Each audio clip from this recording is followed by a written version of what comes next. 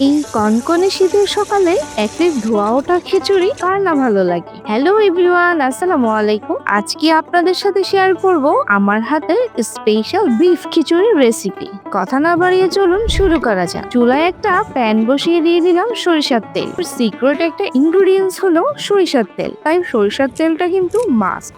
এখন দিচ্ছি কয়েকটা তেজপাতা টুকরো করে, এরপর দিয়ে দিলাম কয়েকটা গোটা এলাচ, সাথে কয়েক টুকরো দারুচিনি।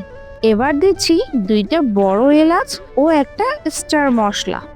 এবার সবগুলো গরম মশলা তেলে ভালো করে ভেজে নিব, এতে খুব সুন্দর একটা স্মেল আসে। হালকা একটু ভেজে দিয়ে দিলাম বেশ কিছু পেঁয়াজ কুচি। এবার ভালো করে নেড়ে চেড়ে গরম মশলার সাথে পেঁয়াজটা ভেজে নিব। হালকা একটু ব্রাউন কালার আসলে দিয়ে দিব 1 চামচ আদা বাটা, এরপর 2 চামচ রসুন বাটা এবং 1 চামচ জিরা বাটা। এবার সবগুলো বাটা মশলা পেঁয়াজের সাথে ভালো করে ভেজে নিব। এরপর দিব কিছু গুঁড়া মশলা। এখানে আমি জয়ফল, জয়ত্রী, গোলমরিচ, শাহি জিরা, ধনিয়া এই সব একসাথে হালকা করে টেলে নিয়েছি এবং তেলে গুঁড়ো করে নিয়েছি। এখন দিব 1 চামচ হলুদ গুঁড়ো, 1 চামচ মরিচ গুঁড়ো, 1 চামচ গরম মশলা গুঁড়ো এবং স্বাদ মতো লবণ। এবার সব মশলাগুলো ভালো করে কষিয়ে দিয়ে দিব গরুর মাংস।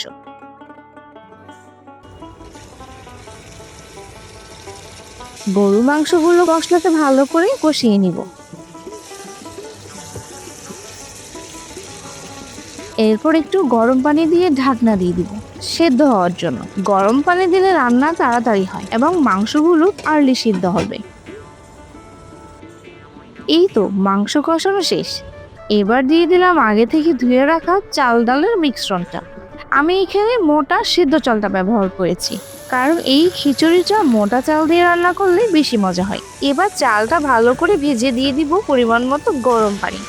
পোলাও কিংবা খিচুড়ি বা বিরিয়ানি যাই হোক না কেন, সবসময় গরম পানিটা দেওয়া ট্রাই করবেন, এতে রাইসটা ঝরঝরে হয়। এবার একটু বলক চলে আসলে ঢাকনা দিয়ে দিব।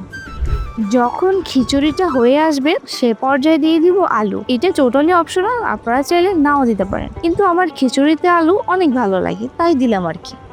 এবার দিচ্ছি সেদ্ধ করা বুটের ডাল। এই বুটের ডালটা দিলে খিচুড়ির টেস্টটা দ্বিগুণ হয়ে যায়। এই সুন্দর মাটির সার্ভিং বোলটি পেয়ে যাবেন বাগান বিলাস পেজে। আজকের খিচুড়িটা এটাতেই সার্ভ করব। কি লোভনীয় লাগছে, গরম গরম ধোয়া ওঠা খিচুড়ি। কি আপনাদেরও লোভ লাগছে? তাহলে আজকে আমার রেসিপিটি দেখে বাসায় ট্রাই করে ফেলুন আর পরিবারের সাথে শীতকালের এই স্পেশাল খিচুড়িটি উপভোগ করুন। আর কে কে এভাবে খিচুড়ি রান্না করেছেন অবশ্যই জানাবেন। তো সবাই ভালো থাকবেন, বেশি করে খাবেন। আল্লাহ হাফিজ এভরিওয়ান।